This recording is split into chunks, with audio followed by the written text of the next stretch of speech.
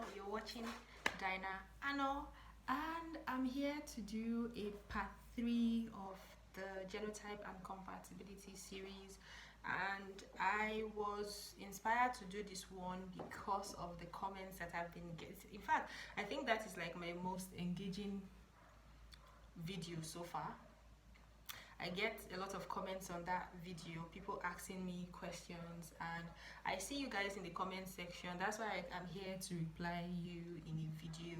Some people have talked about how they also went through the same thing that I went through, or they are going through the same thing that I went through. I understand you totally. It's not easy at all. It's not easy to go through that. But the thing is, it makes you stronger. It just makes you know how to withstand. Like, that's like the greatest kind of breakup you can get, because it's not that you guys had an argument or a disagreement or something. It's just because of genotype. Like, the love and everything you had for that person up to the minute you found out that your genotype was incompatible is the same.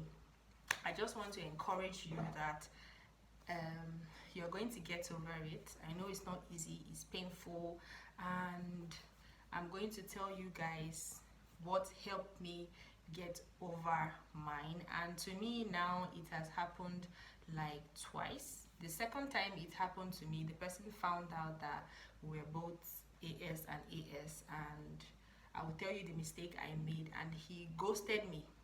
Like, he didn't even wait to tell me, okay, this thing is not working, let's just he just ghosted. So I totally understand what you guys are going through. So for me, the first thing I have learned that has helped me so far, I didn't know this the first time it happened to me, was accept that your genotype is incompatible and there's nothing you can do about it. It is the greatest thing to do, just accepting it. But accepting it would make you heartless, and it will help you think quicker. Because sometimes a year might go, 2 years might go, and you don't even notice it. You understand? So first of all, the first thing I would have done then would have accepted the fact that we are incompatible and there's nothing that we can do about it. There's nothing that can change except if God in heaven decides to help us. That's number one. Number two, make a decision quicker. Do not prolong it, do not extend it.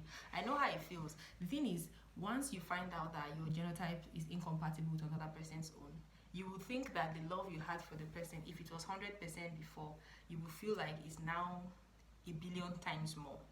No, it's still the same way you felt about the person yesterday before finding out, and today that you know about it. It's just that the fear, we human beings naturally are built like that. The fear of losing something, the fear of the unknown makes us very, very scared. It makes us very attached, and so you begin to feel even more attached to the person because you know that you are about to lose that person. It's not as if the love you had for the person has tripled or increased. So do not allow love blind you. That's number two. That the feelings you have is still the same. It didn't increase, it didn't reduce. Number three, be open and talk about it. Be open in the sense that if one party would already have made up their mind, okay, be open. Do not hide it from the other person. If you know that you've made up your mind and you do not want to continue the relationship, I know it would hurt the other person, but I think it's better. A broken relationship is better than a broken marriage. So it's better you tell the person on time that I love you and all, but no, I can't do this anymore. I think it's better we find our way. You don't even have to wait for somebody to tell you that, because there's absolutely, after accepting that this is how the situation is, there's absolutely nothing that you can do about it. The thing is, nobody is going to support you. Doctors are not going to support you. Your pastor is not going to support you. Your parents are not going to support you. You're going to be on your own.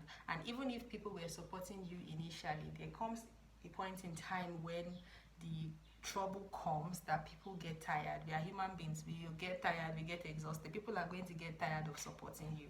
It will now be, you shouldn't have done this thing. Sure, you know how it would have turned out. Sure, you know you will now be the one carrying your cross alone, and it is indeed a very, very hard cross to carry. Sorry, I'm trying to turn on my AC. And losing someone is like the hardest thing ever. Imagine now losing 2, 3, 4 of your kids, you know. So nobody is going to be there for you forever to support you. So it's better you are open and make a decision quicker.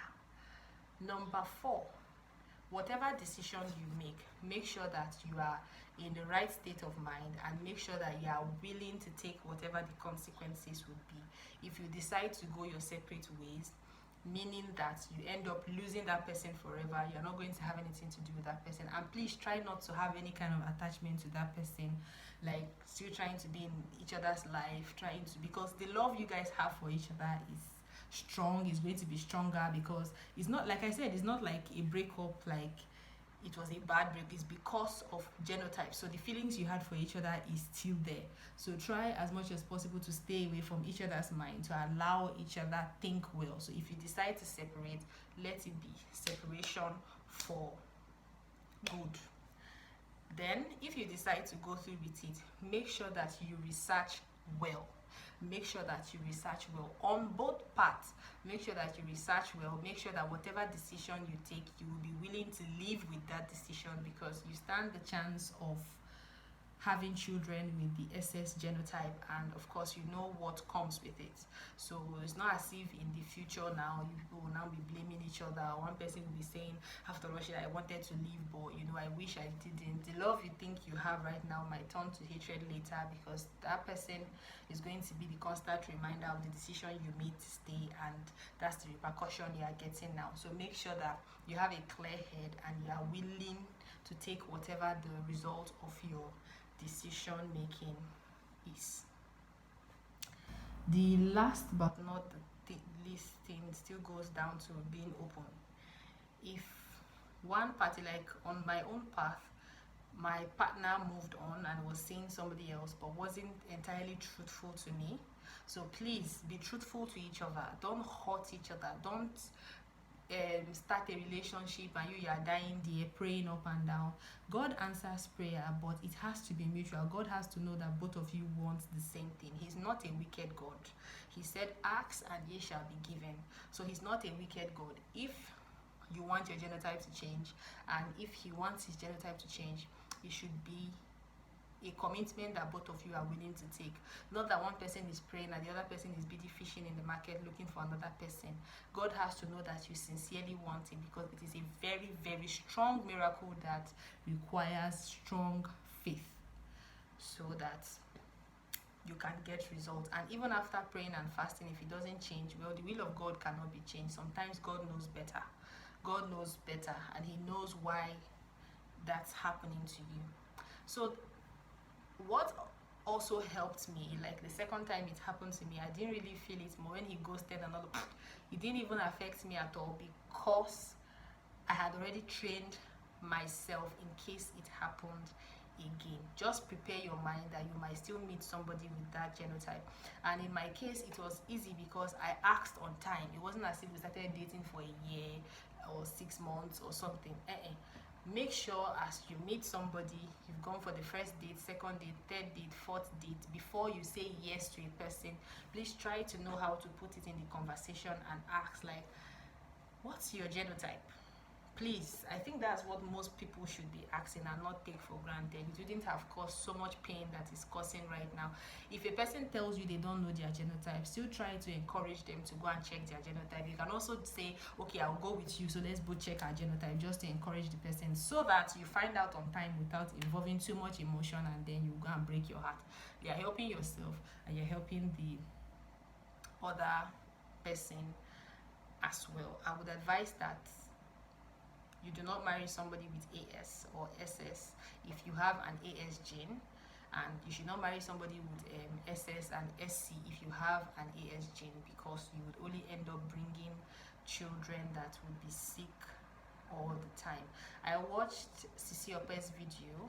If you've not seen that, please, I don't know if I can link, I would write her name, Sha, when she explained how crisis feels like and I can't imagine somebody, I can't bear pain. Like my pain tolerance level is 0.1. If somebody is going through that much pain and suffering constantly, I don't think you would be able to live with the guilt that you are the cause of that pain. So I have to be this strong and serious in these videos, not as if I don't understand your plight or anything, but the truth is that I have to be firm for you to understand the seriousness of this talk that I'm having here. And I hope that what I've been able to say in this video somehow helped you out. If you decide to go through with it, I've talked about some of the options that you have in my video. There is one that I did not mention. I can't remember the name. I used to have it somewhere in my phone. That one, they do it, what they do is they pick an egg from the woman and pick a sperm from the man, and they make sure that they pick an egg that is not having the SS gene, the S gene, and they pick the one that is not having the S gene from the male, and they fertilize it. But the fertilization is not done in Nigeria. Nigerian hospitals cannot do that yet, so they normally take the egg and the sperm from the man and they send it abroad, and I think the procedure cost 4 million naira. So imagine spending 4 million naira on every time you decide to have a child, and that's not just the only thing you are going to spend though. Then there's still the chance of her body not accepting it, because they will still have to implant the baby back into her system. So there's still a chance of miscarriage, there's still a chance of she doesn't accept it, her body doesn't accept it. So it's just a risky thing to do, but do think about it well. Whatever your decision is, I pray the Lord helps you, the Lord strengthens you, and if you are going through it right now, know that you are not alone, and that you are going to look at me. I mean look at me, I don't feel the pain anymore. It doesn't affect me anymore. I'm happy, I'm joyful, and yeah. And you will definitely meet somebody one day that will be everything that you want. So stay blessed. Thanks for stopping by on this channel. Bye.